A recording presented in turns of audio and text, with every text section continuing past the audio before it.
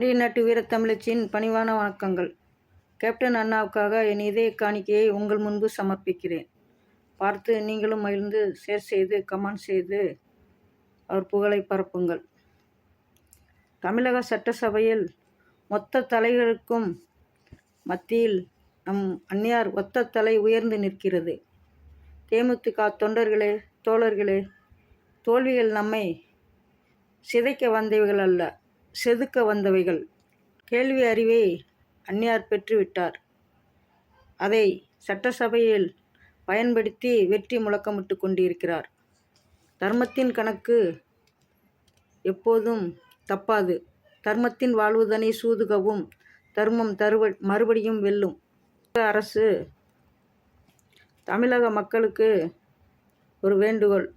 விஜய்க்கு கொடுத்த ஒரு வெற்றி வாய்ப்பை விஜயகாந்த் அண்ணனுக்கு நீங்கள் கொடுத்திருந்தால் அன்று சிறப்பான பொற்கால ஆட்சி அமைத்திருப்பார். கொரோனா நேரத்தில் இறந்த உயிரற்ற உடல்களை புதைக்க அண்ணாவின் இடம் இல்லாமல் தமிழகம் தவித்தபோது அண்ணாவின் காலேஜில்தான் ஒரு பகுதியை சுடுகாடாக மாற்றி கொடுத்தார். அதில்தான் உயிரற்ற உடல்களை புதைக்க சொல்லி அவர் கொடுத்து மரியாதை செய்தார். அந்த உயிரற்ற உடல்கள் கூட அன்பு காட்டி மரியாதை செய்தார்.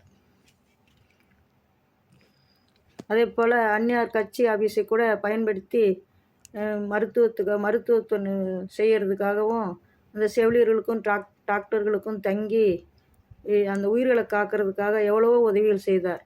அதை கூட தமிழக மக்கள் மறந்து விட்டார்கள். அப்போதும் தமிழ் மக்களுக்கு உதவி செய்தவர் நம் கேப்டன் அண்ணா மட்டும்தான். யார் கொடுப்பார்கள்? தன் சொந்த இடத்தையே சுடுகாடாக மாற்றி கொடுத்து இந்த உயிரற்ற உடல்களுக்கு கூட மரியாதை கொடுத்தவர் நம் கேப்டன் அண்ணா. உண்மையை உரக்க பேசினார் சட்டசபையில். ஜெயலலிதாவுக்கும் அண்ணாவுக்கும் வாக்குவாதம் வந்த பொழுது அவர் உண்மையை உரக்க பேசினார். அதுவே அவருக்கு நயவஞ்சக கோழைகள் அவரை புறமுதுகில் குத்தி சாய்த்து விட்டார்கள். தில்லு இருந்தால் நேருக்கு நேர் அவரிடம் மோதி இருக்கணும். அப்பொழுது தெரிந்திருக்கும் அவர் அண்ணாவின் துணிச்சலை பற்றி. தந்திரம் செய்து கோபப்படுத்தி கொன்றுவிட்டார்கள். ஆண்களின் பலமே தாய் தந்தைகளும் பெண்களும் பிள்ளைகளும் என்றார் அந்நியார். தன் மனைவியை கூட ஒரு தாயாக நேசித்தார். பிற பெண்களையும் சகோதரியாக நேசித்து தமிழக மக்களை காக்க திரைப்படங்களிலும் சரி உண்மையான தொண்டாற்றி கொண்டிருந்தார். திரைத்துறையிலும் சரி திரைப்படங்களிலும் சரி தமிழக நடிகர் சங்க கட்டடத்தை மீட்க எவ்வளவு பாடுபட்டு எவ்வளவு கஷ்டப்பட்டு அதை மீட்டு கொடுத்தார். இதை கூட தமிழக மக்களும் சரி நடிகர்களும் சரி சுத்தமாக மறந்து விட்டார்கள். அவை கூட உடல் நலம் இல்லாமல் இருந்தபோது அந்நியார் ஒரு குழந்தையை போல் பார்த்து கொண்டார். அதை கூட ஊடக ஊதாரிகள் அவங்க வாய்க்கு வந்தபடியெல்லாம் வசைபாடி கொண்டிருந்தார்கள். இதையெல்லாம் நீங்களும் பார்த்திருப்பீர்கள். உடன்பிறப்புகளாய் ஒவ்வொரு நாளும் நினைத்து வாழ்ந்து கொண்டிருந்த விஜயகாந்த் என்ற வள்ளல் மனிதனை சாய்த்து விட்டார்கள். வரலாற்று உலகமே அவரை பேசி கொண்டிருக்கிறது. உலக நாடுகள் ஃபுல்லாகவே உணர்ந்து விட்டது. ஆனால் தமிழ்நாட்டில் மட்டும் ஏன் இந்த வஞ்சனை செய்தார்கள் என்று எனக்கு புரியவில்லை. எல்லோருக்கும் தெரியும் அவர் செய்த நன்மைகளை பற்றி. உங்கள் எல்லாருக்குமே தெரியும். இன்றைக்கு போய் எல்லாம் அவரோட கோவிலில் போய் எல்லாருமே வணங்குறீங்க, செய்கிறீங்க. எல்லாமே எனக்கு மகிழ்ச்சியாக தான் இருக்குது. ஆனாலும் அவர் உயிரோடு இருக்கும்போது அவருக்கு ஒரு நல்ல ஒரு உறுதுணையாக இருக்கிறத தமிழக மக்கள் மறந்து விட்டார்கள்.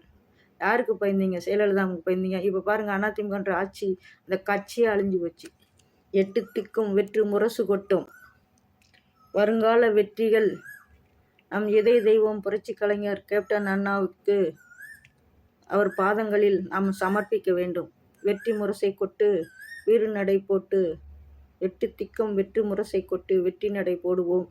என்றும் அன்புடன் முத்துவள்ளி சங்கர்.